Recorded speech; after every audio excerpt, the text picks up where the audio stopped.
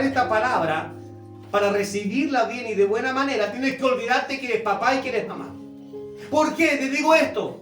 Porque si estás pensando en que eres mamá, vas a decir, esta palabra es para mi hijo, mire, recibe, escucha, a ti te dicen. Y si digo que esta predicación nos va a dar una tremenda enseñanza, y por ahí algunos dicen, es que yo soy papá, así que, hijo, a ti te están diciendo, no. Hoy, por este rato, ni papá ni mamá.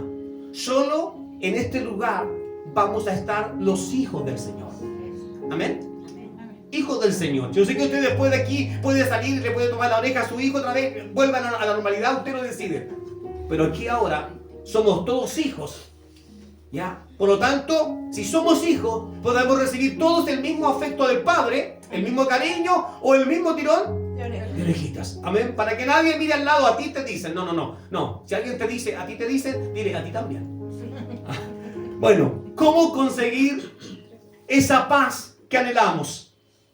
Primero, entender qué significa paz. Según la interpretación bíblica, paz sería estar libre de guerras, de conflictos, los cuales afectarían también nuestro cuerpo o nuestra alma. Porque cuando hay un conflicto en un país de guerra, nadie está sonriendo. Todos están alterados, todos están asustados, están complicados. Hasta que su alma incluso siente que hay peligro, que se olfatea el peligro por todas partes. En cualquier momento el país sucumbe ante una amenaza extranjera. Si lo vemos desde el punto de vista guerra, el punto de vista de un país, ¿cierto?, que entiende que tomando las armas es porque ya se aproxima una batalla, una guerra. Ahora, este significado tiene que ver con una nación próspera o libre de amenazas. Es decir, cuando un país dice estamos en paz, probablemente alguien diga, sí, no tenemos enemigos, la economía está bien en el país, muchas cosas que no podríamos decir la de Chile, porque Chile está en conflicto, pero sí hay países mucho más avanzados, ¿cierto?, que pueden decir, sí, somos un país que categóricamente estamos en un nivel firme, estable. Tendrán sus situaciones, pero no al nivel de la preocupación y de la guerra entre ellos mismos o con sus vecinos. Bueno, esa es una cosa. Lo otro es que es posible que alguna persona que viva en un país tenga paz, pero que relativamente las cosas no vayan tan mal, ¿cierto?, como para salir a una guerra. Bien. Allá hay tantas personas en diferentes lugares que viven conflictos, que no conocen a Dios y otros que lo conocen, pero lo que conocen de Él no es suficiente como para darles esa paz que necesitan, o la sensación de paz, de estoy bien, estoy seguro, nada malo va a pasar, todo está en control. Ahora, para entender un poco lo que es la paz y la plenitud, nosotros como hijos de Dios debemos también entender primero, Jesucristo, ¿qué es lo que dijo? Mi paz os doy, mi paz os dejo. No como el mundo la da, ¿cierto? Sino como mi Padre, ¿cierto?, que está en los cielos, o Él mismo podría repartir. Cuando Él llegaba a un lado, decía shalom, shalom, ¿cierto? Era como su saludo cordial para todos, que significa paz. Paz para todos ustedes. Es decir, me encontrando a casa, paz. Si alguien estaba peleando, inmediatamente quedan todos tranquilitos porque estaba el Señor. Bueno, en este lugar ninguno de nosotros va a pelear, porque el que está aquí, Jesucristo, Shalom, el Rey de paz. Amén, aleluya por eso. Ahora, causas entonces por la cual puedes perder esa paz. Vamos corriendo por favor al libro de Samuel.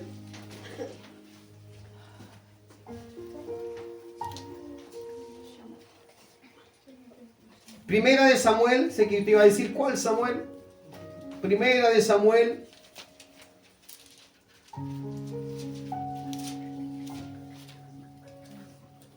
Esta enseñanza va a ser una enseñanza compartida en dos reuniones. ¿Ok? Quiero decir que tendremos una primera parte hoy y una segunda tal vez el siguiente domingo, para que en la semana sigamos con nuestras actividades que tenemos distintas, y excepto por la semana que viene, La semana de fiesta que quedará, para suavizarlo, quedará libre para todos, excepto el domingo, que sí tenemos nuestro culto. Bueno, Primera de Samuel, en el capítulo 2.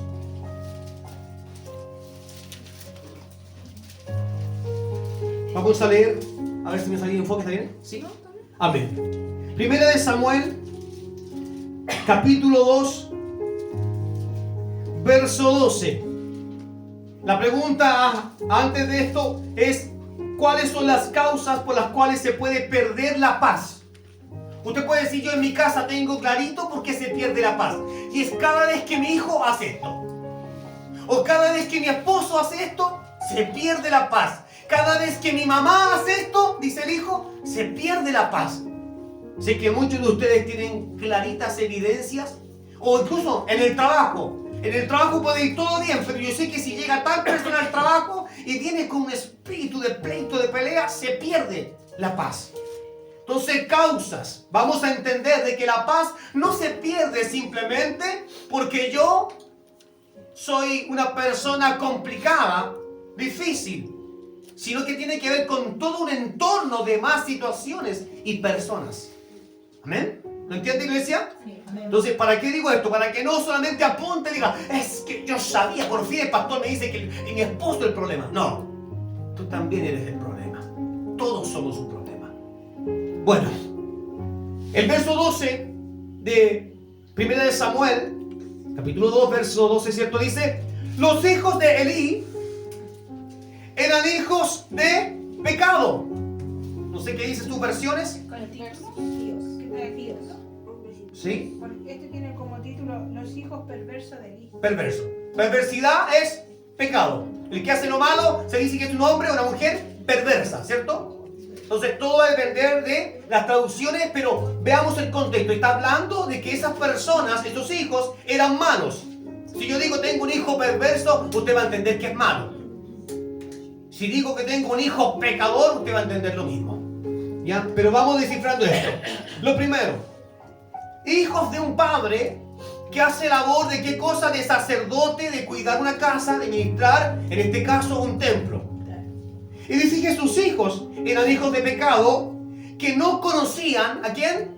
A Dios, a Jehová, a Yahweh, según sus traducciones.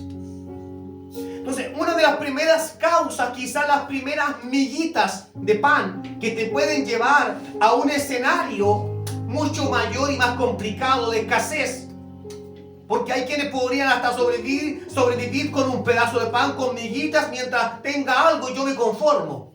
Pero el camino hacia la pérdida de la paz en nuestra vida no siempre se da de un momento brusco a otro, sino que va de miguitas en miguitas. Tenemos el verso 12 entonces, si usted ya lo entendió. No conocían a Dios, ¿cierto? Es decir, por ende, el hijo, y usted es hijo también, aquí hoy no hay padres, no hay mamá ni papá aquí hay puros hijos. Por ende, usted y yo, siendo hijos, si no conocemos el temor reverente, el respeto a Dios, es muy posible que no tengamos ningún cuidado con lo que Dios quiere, o no nos interese lo que a Él le guste, le agrade o no. No simplemente porque me cae mal Dios, sino porque la verdad es que no lo conozco. ¿Amén? ¿Estamos ahí? No lo conozco. Ahora, la labor fundamental de los padres, aquí hay puros hijos, pero la labor de los padres es que nuestros hijos conozcan a Dios. Porque si no lo conocen, sucederá lo mismo que con estos jóvenes que estaban dentro del templo, que eran hijos de un sacerdote, pero al parecer este hombre no se encargaba de enseñarle el temor reverente de Dios. Digo esto porque la labor de ser padre o madre no tiene que ver con que yo te doy esto, esto y esto y esto, y te cuido, te doy amor, te incentivo en tus sueños. No tiene que ver con eso. La labor principal de un padre y de una madre es que nos enseñen el temor correcto, reverente de Dios. Porque si criamos a un niño en el camino del Señor, aunque fuere viejo, dice, no se apartará. Y esto está diciendo que volverá a Dios. Algo algo lo va a traer de vuelta si es que le mostramos quién es Dios. Ahora, ellos no tenían temor de Dios, eran hijos malvados, porque no se les enseñó quién era Dios de verdad. Y dentro de las casas pueden haber padres y madres que tienen hijos, pero le transmiten solamente una religión, no el temor reverente de Dios. Y cuando ese hijo ve que el papá hace cosas que no debe hacer, el hijo entiende que entonces Dios no debe ser tan respetado, porque también lo hace. Vamos con el verso 13. Verso 13 dice: ellos hicieron para sí tenedores de 3 dientes. Y cuando cada hombre iba a presentar sacrificio, tomaban del pueblo lo que pertenecía a los sacerdotes. ¿Ya? Entonces venía el asistente del sacerdote cuando la carne estaba cociendo, con el tenedor de 3 dientes en su mano, y lo introducía en la olla en él, pero en el caldero o en la caldera, y todo lo que el tenedor sacaba, el sacerdote lo tomaba para sí. De este modo procedían en Silo con todo Israel cuando acudían allí. Una gran fiesta, sacrificios, y venían a la casa de Dios, y allí estaban estos hijos del sacerdote que están mostrando algunas aristas de cómo llegas a perder la paz.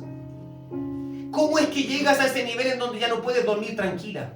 Ya no puedes dormir tranquilo. Que todo nos parte de un momento a otro. Así ya donde quiero llevarles. ¿Qué es lo que tenían estos jóvenes? En el verso 13 nos demuestra que eran jóvenes egoístas, glotones, ambiciosos. Ellos construyeron una herramienta para tomar más de lo debido, más de lo necesario. Es decir, bastaba solamente con un pincho de 2 puntas para sacar la porción de los sacerdotes. Y ellos dijeron: ¿sabes qué? Tengo una tremenda idea. Porque como eran egoístas, pensaban en sí mismos, construyeron entonces un tenedor con 3 puntas, de manera que cuando lo metían ahí, en vez de agarrar 2 o 3 trozos de carne, ¿cierto?, lo metían profundamente y sacaban una cantidad enorme. ¿Cuántos de los de acá somos hijos glotones? Que si pudiéramos dejar a alguien sin comer al lado lo haríamos igual, que solo nos preocupamos de nosotros. Esto es lo que está pasando con ellos. Se ven claramente las actitudes egoístas, glotonería, ambiciosos, y también cómo la ambición, la glotonería, el egoísmo puede llevarte a crear ideas, a maquinar cosas, incluso herramientas. Porque no creo que se encontraron simplemente ese tenedor, sino que pensaron: ¿cómo podríamos obtener más carne cada vez que metemos el pincho? Y por ahí su ambición, su egoísmo les permitió pensar y maquinar algo que les serviría para contribuir más ¿a qué? A su futura pérdida de paz, a su futura. El verso 15, vamos a saltar el 15, dice: asimismo, antes de quemar los sacrificios, venía el asistente del sacerdote y le ordenaba al que sacrificaba: entrega al sacerdote carne para asar, decía, porque yo no aceptaré de ti carne cocida, sino cruda. La instrucción de este servidor era: me mandaron los hijos de Eli. Es como si dijéramos: son importantes, son muy importantes. Ellos me mandaron y me dijeron que no van a esperar a que consuman el sacrificio y que lo pongan en la parrilla y que lo quemen. No, ellos quieren la carne cruda. Ellos la van a asar a su manera. Imagínense esto. Ayer nos comimos un asadito, ¿cierto? Y que alguien dijera: yo no quiero que me den carne de la asadera, yo quiero que me den mi parte cruda. Yo traje mi propia parrilla, mi propio carbón, y la haré a mi gusto. Ellos estaban incurriendo en cambiar y faltar a enseñanzas que tenían que ver con que todo lo que está en la parrilla lo compartimos en partes iguales. Que nadie quede con hambre. Pero ellos querían adelantarse y antes de que estuviera cocido querían tomar la carne cruda. La enseñanza era que debían tomar la carne bien cocida. Por lo menos para este pueblo, eso era evidente. Algo que tenía que ser sí o sí de esa manera. Pero vemos en el verso 15, entonces, que eran altivos, además muy impacientes. ¿Cuántos de nosotros aquí somos impacientes? Soy el primero a levantar la mano. Sí, impacientes. Cuando alguien está haciendo algo no queremos esperar, casi como que pesta para acá, yo lo hago. Sí, somos como así.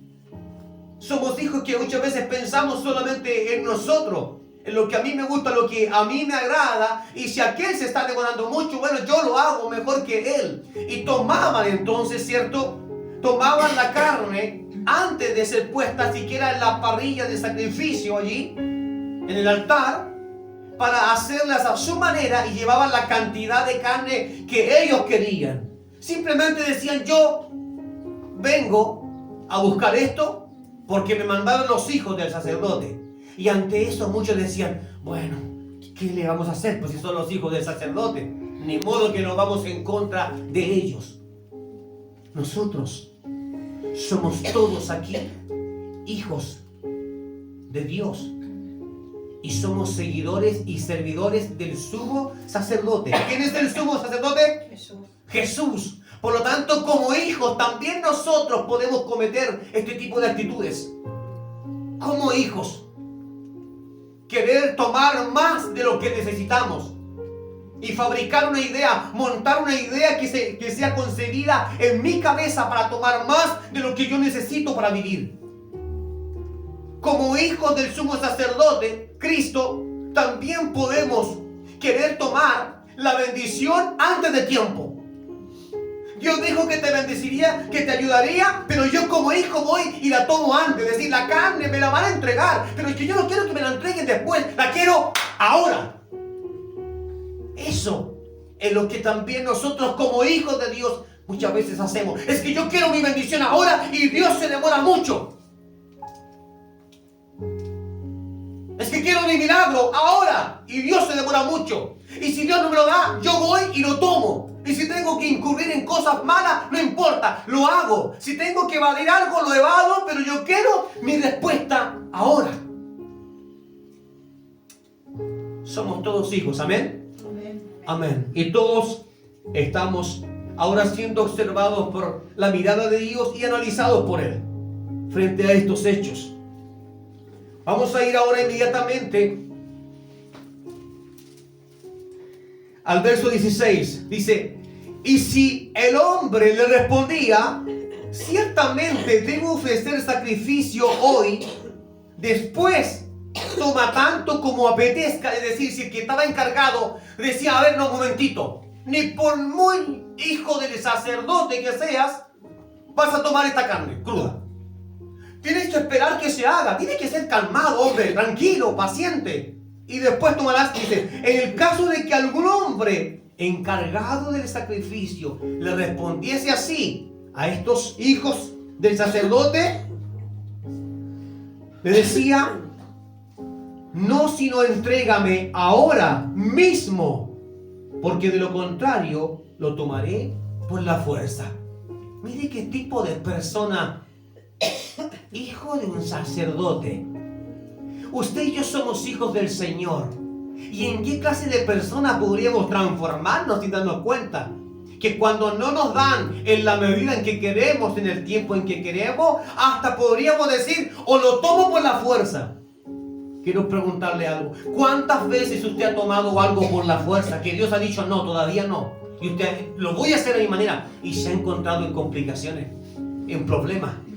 Y después de eso, aún más el problema que le acarreó su desobediencia, su impaciencia, se encuentra de que tiene otro problema. Y es que su corazón por tal acto se endureció y ahora ya no tiene miedo de Dios. Como hijos, también fallamos en esto. Hijos amenazantes y violentos. Si no me das la carne ahora, la tomo por la fuerza. Más de alguna vez le hemos dicho incluso a Dios: si no me respondes ahora, yo me voy de esta iglesia. Si no me respondes ahora, si no traes a mis hijos ahora, entonces tú no existes. Me voy. Señor, si tú no haces un milagro financiero, yo me voy. Señor, si tú no me sanas, entonces yo dejo todo esto. A veces incurrimos en amenazas.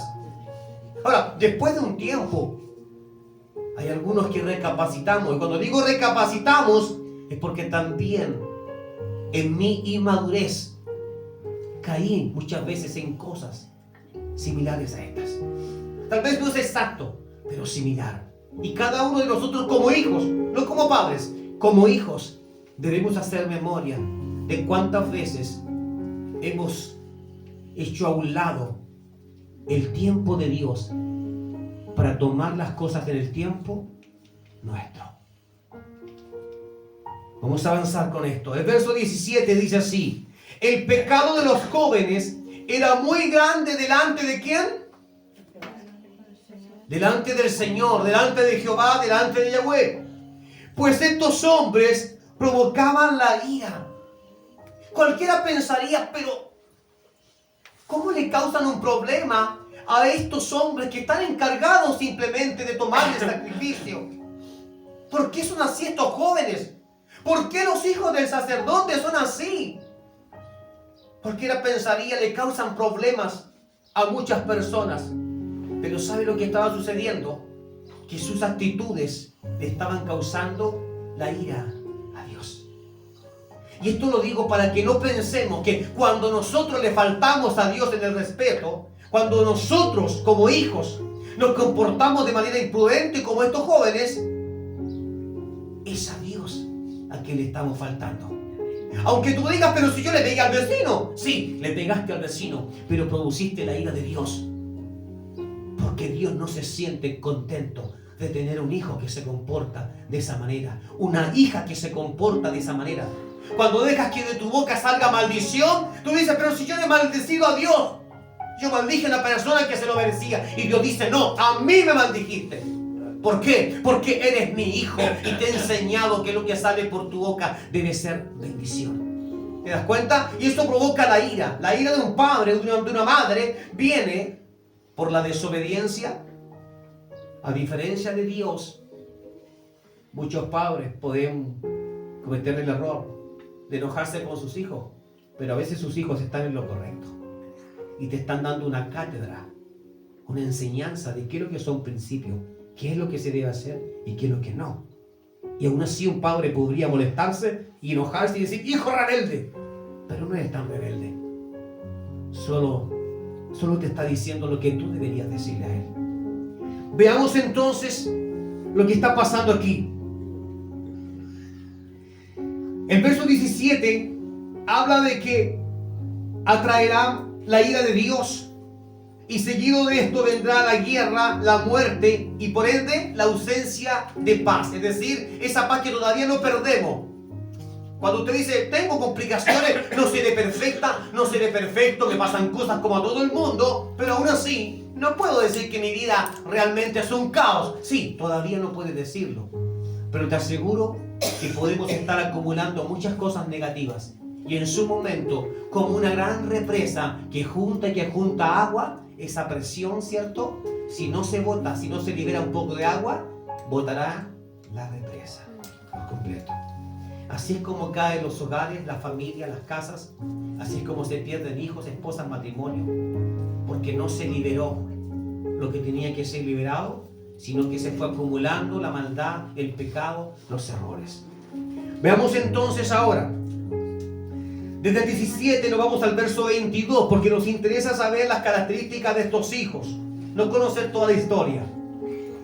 Verso 22 dice, Elí era de edad avanzada y se enteró de todo lo que hacían sus hijos a todo Israel y que deshonraban a las mujeres que iban a orar en el tabernáculo temporal.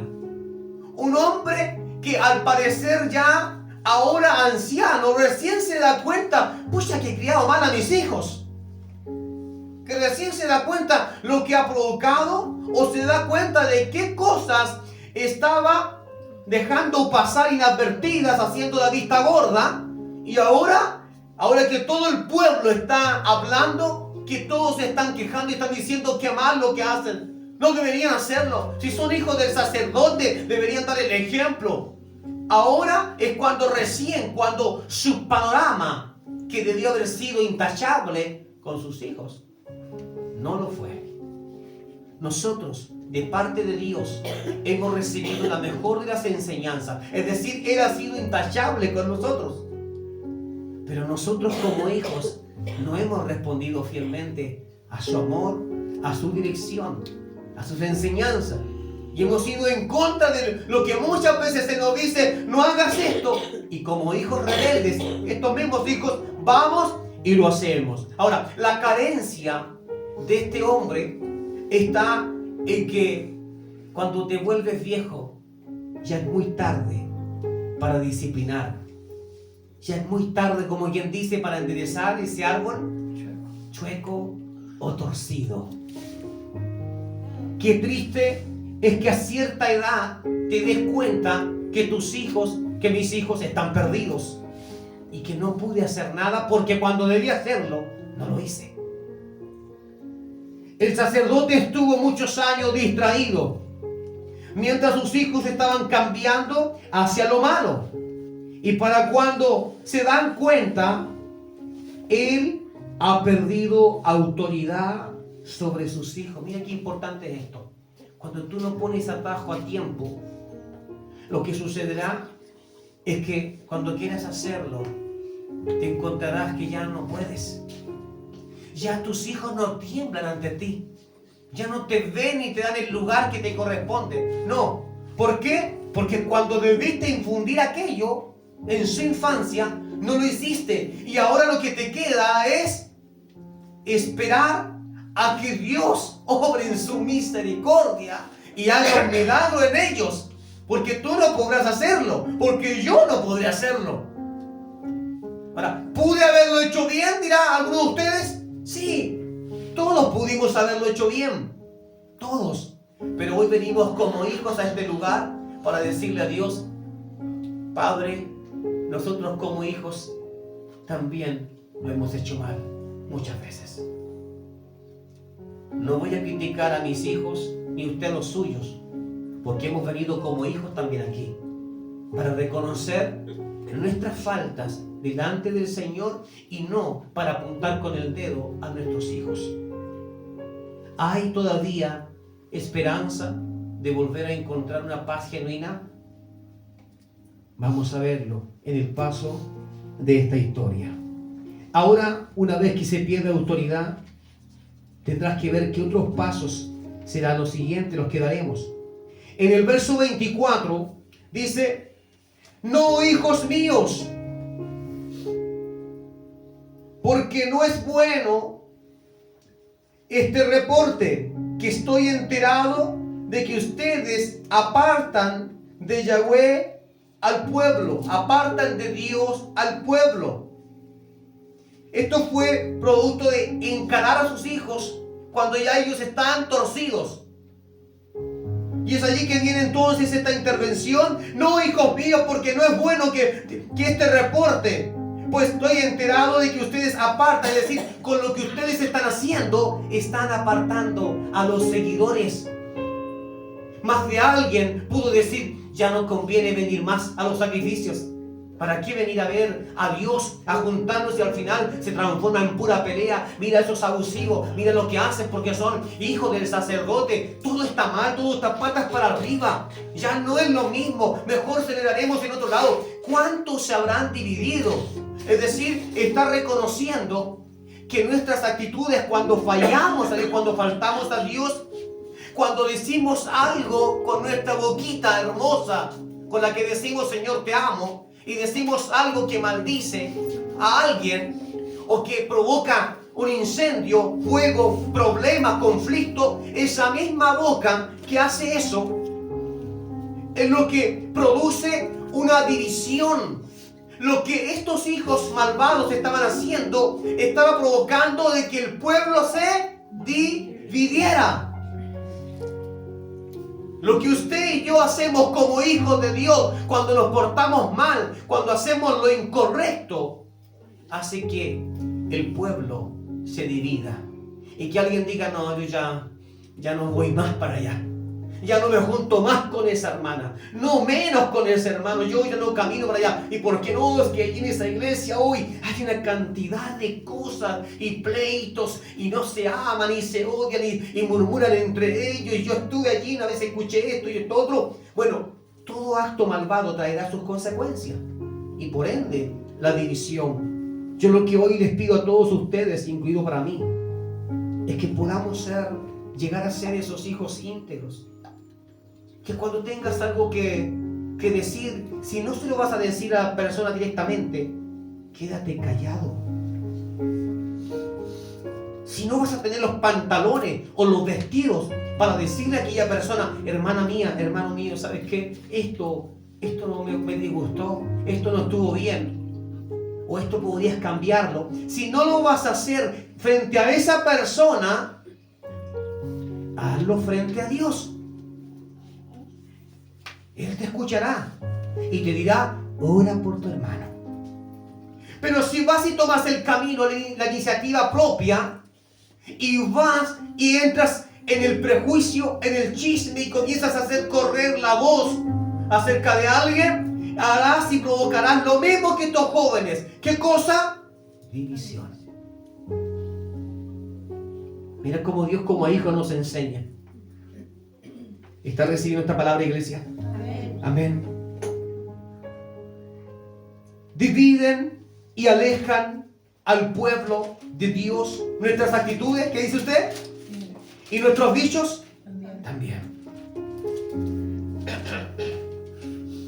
El verso 28 dice así: yo lo elegí para mí de entre todas las tribus de Israel, para que fueran sacerdotes, para que subieran a mi altar y para que quemara incienso en mi presencia y portara el efod.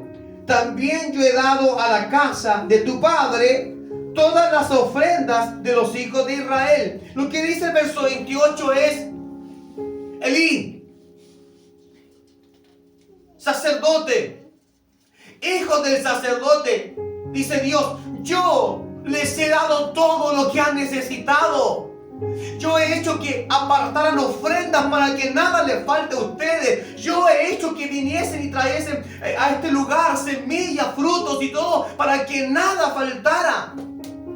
Es decir, cuando Dios te bendice completamente, no necesariamente quiere decir que ahora vas a andar en rectitud. No, no es así. Hay quienes pueden tener toda la bendición y aún así caminar en maldad y en pecado. Es clave el verso 28. Dios escoge bendecirlos en todo, pero debemos ser fieles a Él. En todo también. Si Él me da todo, ¿en qué debo ser yo fiel? En todo. La bendición de Dios puede hacer que creamos que todo es para nosotros y ya no compartimos del bien que tenemos. ¿Sabe lo que significa esto? Significa que ellos decían, nosotros somos los sacerdotes. Yo soy hijo del sacerdote. A mí me pertenece esto. La bendición, mire, si la traen al templo, es para nosotros los encargados. Cuando Dios te bendice, puede pasar que a mí me trae esta bendición, para mí, y te olvidas que todo lo que viene a tu mano es para que también lo extiendas a otros. La labor de Elí era que todo lo que llegase fuera repartido a cada uno y que no hubiese necesidad entre ellos. Y había suficiente. Había suficiente. Yo quiero preguntarte a ti, ¿consideras que estás en la extrema pobreza? No. Tienes lo suficiente, ¿cierto?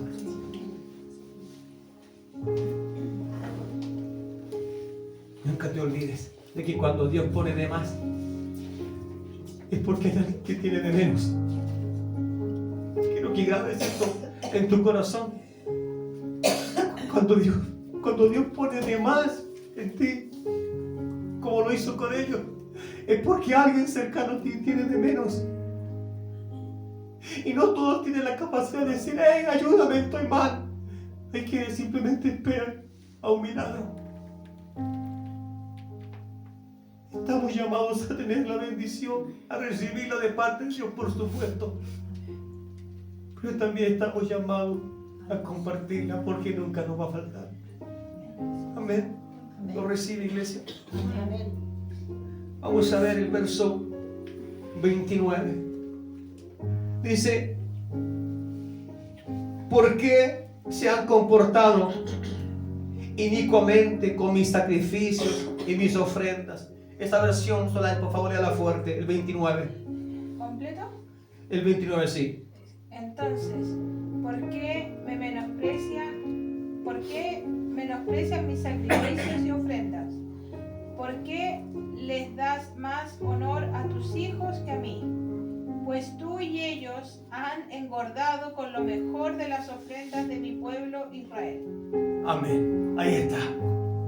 ¿Por qué me desprecia, dice Dios? ¿Por qué me menosprecia? ¿Por qué menosprecia lo que yo he hecho contigo? ¿Acaso no he sido bueno? ¿Acaso no he sido fiel? ¿Acaso no he cuidado de ti, de lo tuyo? ¿Por qué me menosprecia? ¿Por qué ahora para ti solo son importantes tus hijos y nadie más alrededor de ti?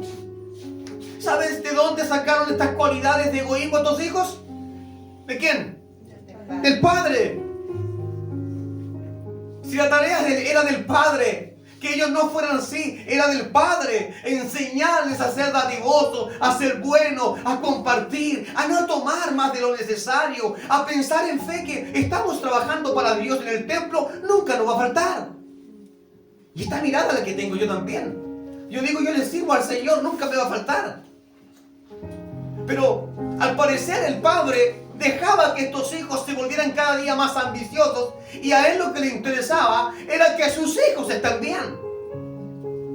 Yo quiero invitarle a usted que piense más allá. Sé que algunos ya lo hacen. No solo tus hijos tienen que ser bendecidos, hay otras personas que también tienen que serlo. Sin embargo, todo lo que recibes no es solo para ti. Hay más personas que también necesitan, que desean tener un poquito de lo que tienes tú, un poquito nada más. Iglesia del Señor, el verso 30.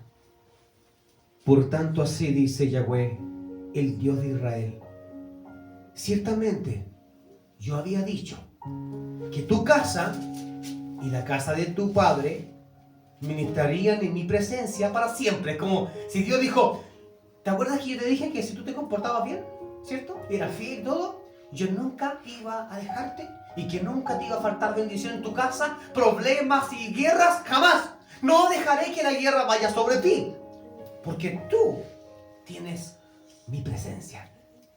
Ese es Dios. Y le dice: ¿te acuerdas que yo te había dicho eso? ¿Te acuerdas? Es decir, le está diciendo a este sacerdote, le está diciendo: tú y yo conversamos antes.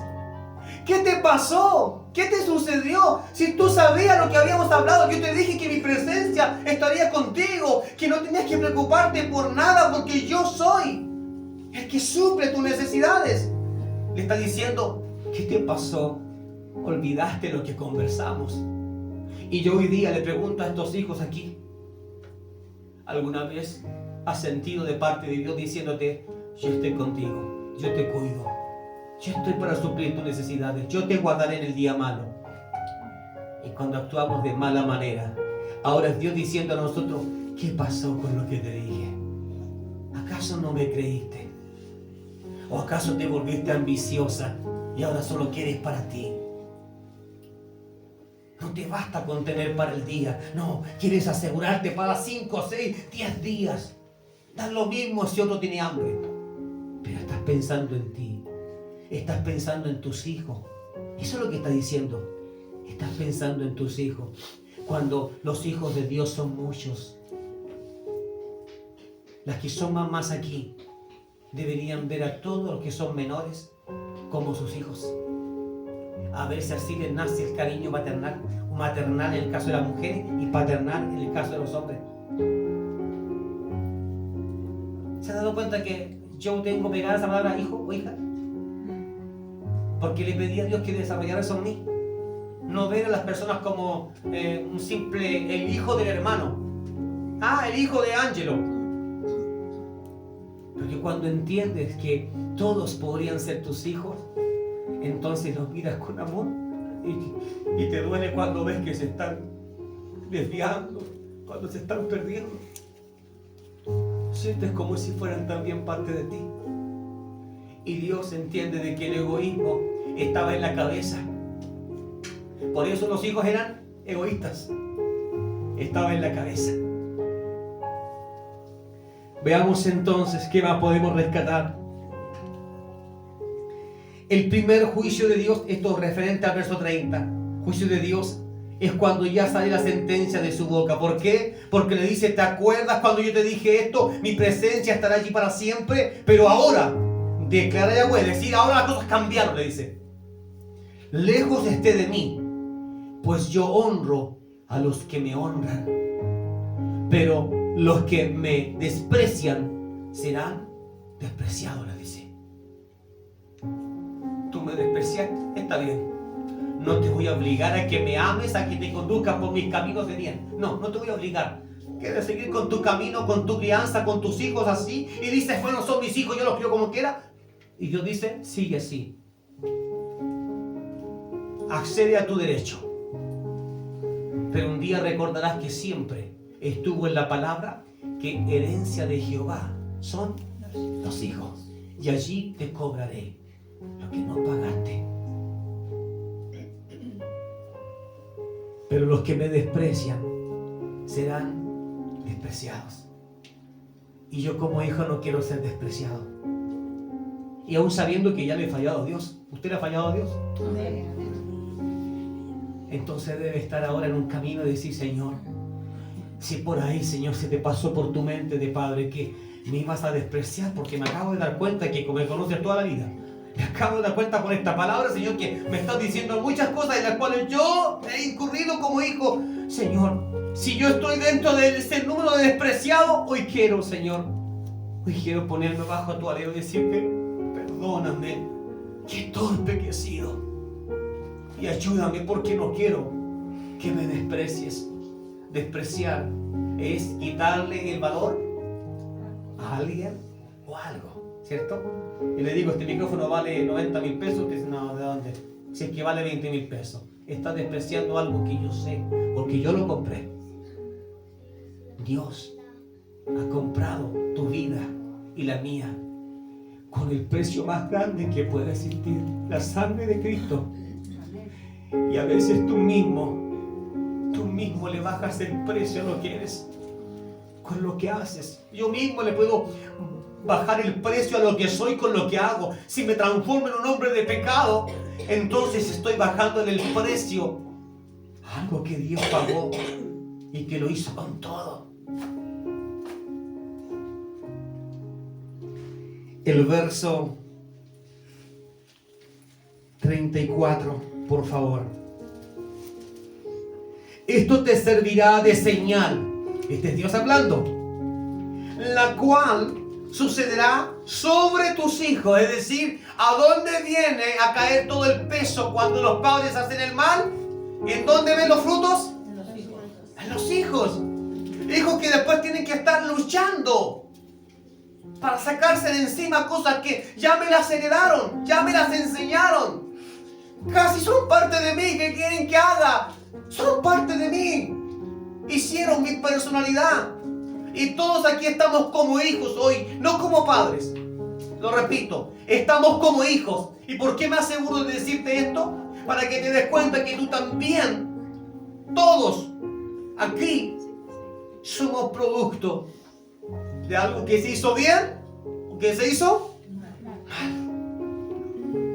Bueno, esto servirá por señal, la cual sucederá sobre tus hijos, Ofni dice, y Fineas. Ambos morirán el mismo día. Usted puede provocar que Dios se alegre o que Dios se enfade. yo puedo provocar lo mismo. Pero el fin, que es hijos de muerte, para nosotros hoy en día como creyentes, no tiene que ver necesariamente con que tu hijo se va a morir. Matías hoy se muere. No. José hoy se muere. Tiene que ver con que verás el fruto de lo que mal has hecho y tus hijos morirán, es decir, espiritualmente los verás irse, alejarse de Dios. Espiritualmente estarán muertos, pero físicamente estarán vivos. Es decir, muchos de nuestros hijos andan por ahí incluso disfrutando la vida. No están muertos. Dice, pastor, pero si no están muertos, yo los veo sus estados, veo en Facebook sus fotos, sus fiestas, lo que ellos hacen. Están vivos. Sin embargo, yo te digo, no, ellos están muertos. Espiritualmente están muertos y necesitas hacer algo al respecto. Y ellos también necesitan hacer lo suyo para volver a Dios, porque en Dios está la vida. Así que no lo vea como una muerte física, porque sé que muchos afuera sin Cristo, según dice la palabra, que está sin Cristo ya está condenado, es decir, ya está muerto. Veamos entonces esto. La señal sería la muerte de los hijos. Esto podría estar pasando ahora. ¿Tienes hijos vivos? ¿Usted tiene hijos vivos? Yo también. Pero a la vez, como dije antes, están muertos. A menos que vengan a Cristo, como decía la palabra, a menos que vengan a mí, dice Cristo, yo los sane. Yo los sane. Vamos al capítulo 3, verso 18.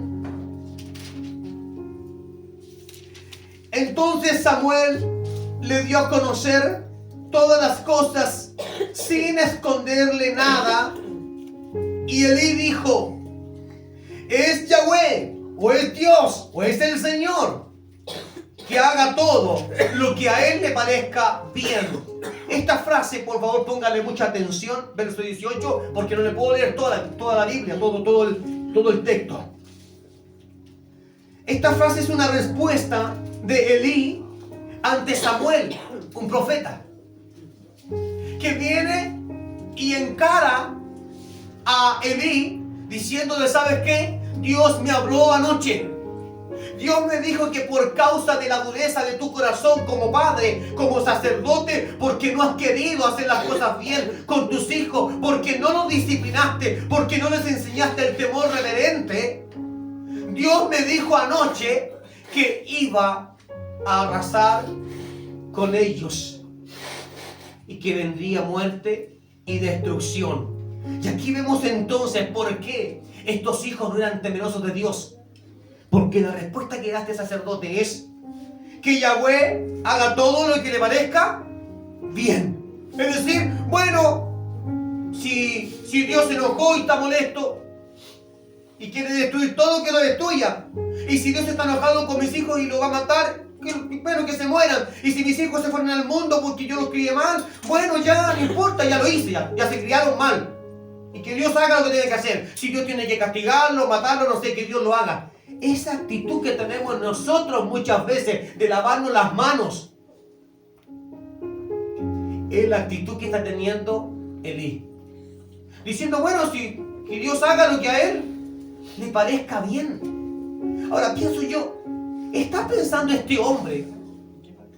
¿Está pensando este hombre ahí en el verso 18? ¿Está pensando que él tiene gran culpa en esto?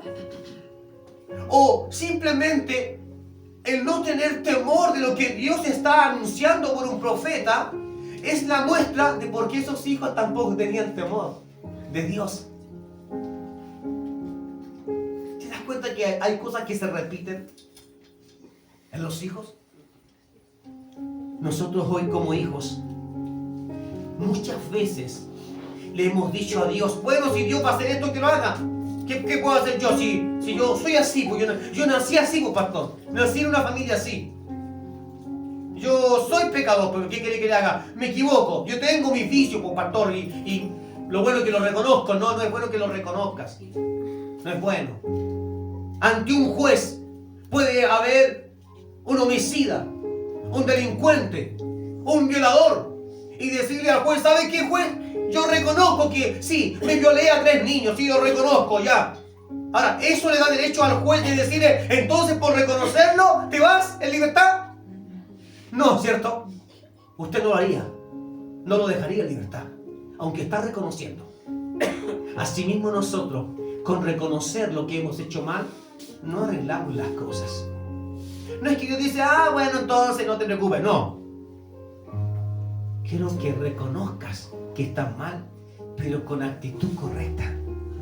Arrepentimiento, humillado, quebrado por dentro y con la intención de cambiar las cosas. Porque aquí en el verso 18 hay cero intención de cambiar. Si usted se da cuenta, la respuesta de Elí podría haber sido, pero por favor, mira, si Dios te vuelve a hablar, dile que yo voy a reaccionar. Dile que yo voy a hablar con mis hijos. Dile que yo voy a cambiar, que voy a ordenar mi casa. Dile que tengo miedo, que por favor no lo haga. No. Aquí vemos un irreverente, tal y como sus hijos, que está diciendo, bueno, si al final, ¿quién puede ir en contra de Dios? Y si Dios quiere hacerlo, que lo haga. No. Cuando tú sientas que estás actuando así, frente a las cosas que están mal, y eso es lo que viene a tu mente, reprende eso. Reprende ese espíritu. Porque lo que tiene que estar en ti es decir, Señor, ¿sabes qué? Uy, si todas estas cosas que me están alcanzando son porque yo he hecho las cosas mal, ya no quiero que esto siga. Ayúdame a cambiar. Transforma mi corazón. Enséñame a poner la mirada en las cosas que yo estoy haciendo mal, porque parece que a veces pierdo mucho tiempo mirando a otros. Ayúdame, Señor. Te lo pido en humildad. Esto es lo que podría haber escuchado este profeta, y por la noche corriendo a Dios. Yahweh, he hablado con el sacerdote y me ha dicho que está arrepentido. Es más, lo vi quebrado, lo vi humillado, derramarse ante ti. Por favor, ¿qué te parece si aceptas que yo intercedo por él para que evitemos este juicio? Pero no es lo que ocurrió. ¿Cuántas veces has ido corriendo a Dios para decirle, Señor, por favor no lo hagas? Yo sé que me merezco esto, Señor. Yo sé que viene un mal para mi vida, pero no lo hagas, Señor, me arrepiento. O has llegado a envanecerte y a decir, bueno, si ya lo hice nomás, ¿por qué quieren que haga? Si ya hablé mal, ya pequé mal, ya accioné mal. Ahora si Dios me quiere destruir, que me destruya. Pero es que Dios te puede llevar al infierno. Bueno, al infierno, a donde sea, que me lleve a un lado. No, la actitud, esta actitud es la misma de este sacerdote. Bueno, si Dios, Él es Dios, que lo haga. No. Yo quiero que en los momentos que he tenido de rebeldía con Dios, quiero que alguien, incluso ustedes mismos, cuando vean aquí un hombre altivo, un hombre soberbio, que ustedes también se atrevan a decir, pastor, con todo el respeto, pero usted no es el mismo. Usted está cambiando para mal, para que yo pueda ir a Dios, humillarme. Veamos entonces, leímos el verso 18, ¿cierto? Sí. En el verso, mismo capítulo 3, verso 11, usted puede leer hacia el 14 y va a entender algo. Yahweh dijo a Samuel, he aquí, voy a hacer una cosa en Israel, de modo tal que todo aquel que escuche le retiñirán ambos oídos, es decir, por el poder del castigo que Dios va a hacer. En aquel día cumpliré contra Elí todo lo que yo he declarado contra su casa, desde el principio hasta el fin. Es decir, de lo que le dije, desde cuando lo venía yo diciendo, esto está mal, y nunca me escuchó, desde el principio hasta el fin, dejaré que venga sobre él. Eso es. En aquel día cumpliré con él. Yo le he mostrado que juzgaré a su casa para siempre, a causa de la iniquidad que él conocía cuando sus hijos abusaban del pueblo. Es decir, cuando leímos el verso anterior de que ella, siendo anciano, se dio cuenta de las quejas del pueblo por su mal comportamiento y de sus hijos. Esto significa que no es justo en ese momento. que él logró ver. El verso 13 aclara de que entonces Elí siempre supo que lo estaba haciendo mal. Como si usted hoy como hijo, o yo como hijo, hija, ¿cierto usted? Dijera, yo me doy cuenta que no es que ahora esté mal, en realidad hace tiempo que yo me vengo portando mal. Y lo reconociera. Ahora, en el caso de Elí, él nunca lo reconoció. Por eso el verso 13 lo delata. El verso 13 lo acusa.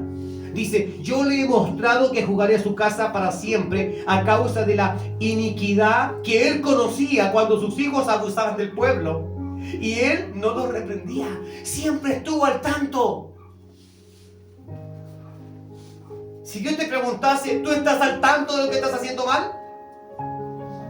¿Te das cuenta cuando me estás fallando? Si yo te dijera, ¿te das cuenta cuando realmente no estás cumpliendo conmigo como deberías? Yo soy fiel, pero tú no siempre eres fiel. ¿Te das cuenta? Si usted dice, sí, amén, me doy cuenta. Usted está siendo mucho más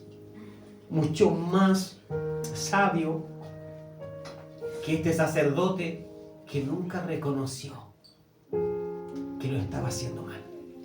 Por lo tanto, hay victoria más para usted, para mí, que para aquel que entendiendo que hace lo malo, prefiere ignorarlo y decir, no, yo no soy malo. Ahora que ya entiende por qué viene Samuel a hablar de estas cosas. El capítulo 4 y el verso 2 dice, y los filisteos se dispusieron para oponer resistencia a Israel, y hubo guerra, e Israel fue derrotado ante los filisteos, quienes mataron en el campo de batalla a unos 4,000 hombres. Ahora recién están viendo las consecuencias de no haber hecho las cosas bien cuando Dios les había hablado. Es decir, el término de la paz y el comienzo de la guerra no vino inmediatamente. ¿Se da cuenta? No vino inmediatamente cuando él malcriaba a sus hijos y todo aquello. No, el término de la paz y el comienzo de la guerra vino cuando ya él había recibido todas las notificaciones de parte de Dios para que cambiara su actitud y no lo hizo. ¿En qué proceso está usted? ¿Está en donde Dios me está todavía diciendo que cambie algunas cosas y las cambiaré? ¿O está en el proceso en donde es que ya no quiero cambiar nada? Ya lo hice así y bueno, hay que asumir lo que tenga que asumir. Yo le invito a que se ponga en el lugar correcto. Aunque esté sucio, contaminado, y aunque no diga, pero es que ya lo hice mal como papá, como mamá, ya lo hice mal. Te invito a que te pongas en el lugar correcto y digas, Señor, es verdad, lo hice mal.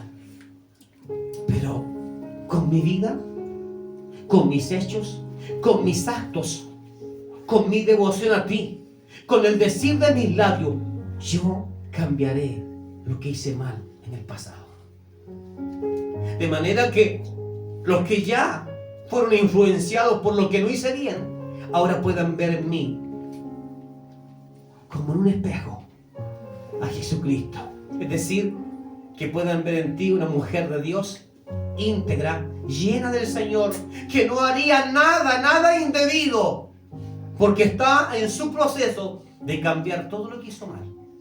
Y si eres hombre, que tus hijos vean que tú ahora no haces ni siquiera lo más mínimo, contar de que ahora tus hijos vean a ese sacerdote que siempre debió haber tenido temor reverente de Dios, porque eso es lo que se transmite a los hijos. Como hijos, todos aquí, estoy seguro que no les fue transmitido lo mejor. Si tuviera que preguntarles cómo fueron sus padres, les enseñaron el temor reverente de Dios, a cualquiera de ustedes que les pregunte, dirían, no, a mí no me enseñaron el evangelio correcto. A mí me entregaron el evangelio distinto, que tenía que ver con golpes, con negaciones, con daño, con palabras fuertes, heridoras. A mí me entregaron algo distinto a lo que hoy estoy recibiendo. Bueno, si es así, dale gracias al Señor. Porque Dios te está mirando como a hija, como a hijo, para decirte entonces, desecha todo lo malo que te enseñaron. Es que mi padre no fue un mejor testimonio. Desecha eso.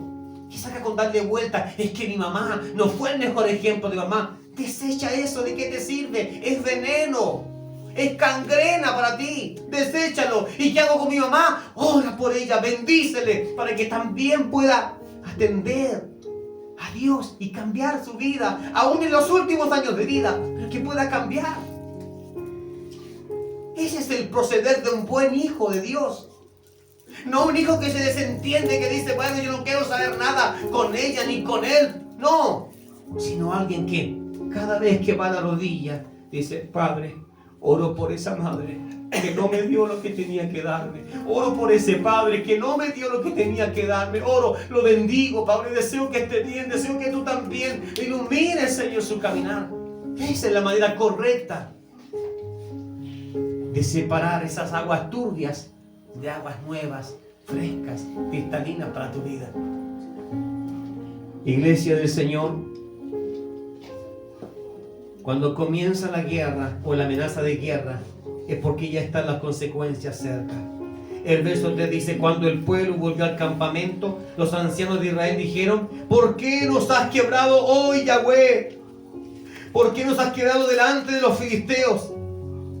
Es decir, fueron, en vez de decir, Dios, te hemos fallado, nos equivocamos, lo hicimos mal, somos unos pecadores, fueron a recriminarle a Dios, fueron a preguntarle por qué fue que nos derrotaron, por qué nos vencieron en la batalla.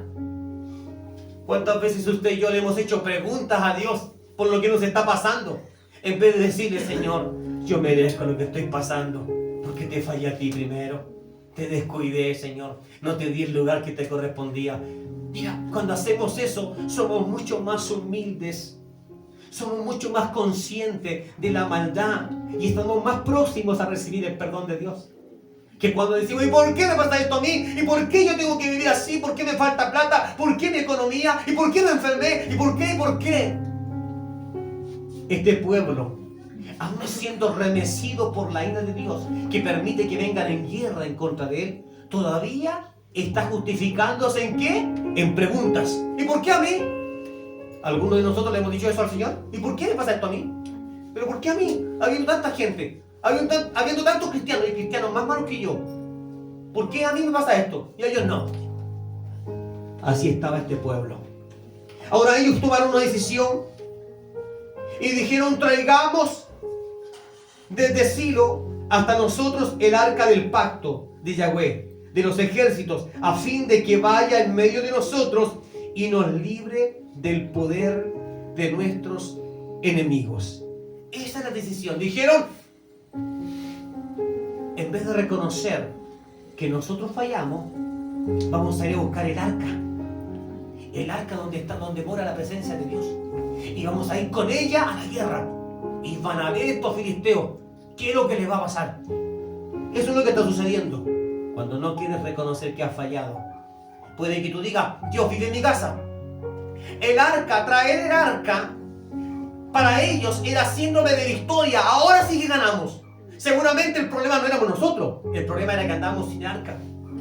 Como alguien podría decir en su casa, ahora entiendo por qué me va mal, es porque no tengo abierto la Biblia en el Salmo 91, por eso me va mal. No.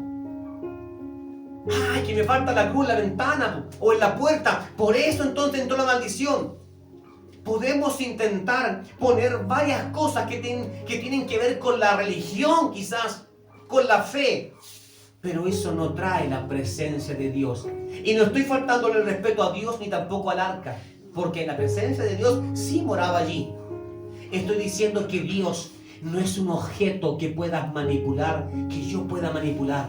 Que puedo decir, si abro la Biblia aquí en la casa, esto me protege y no tengo para qué juntarme con los hermanos cristianos. Que si prendo unas velas y le dedico una oración a Dios aquí en la casa, no tengo por qué hacer el bien a nadie, porque esto me protege.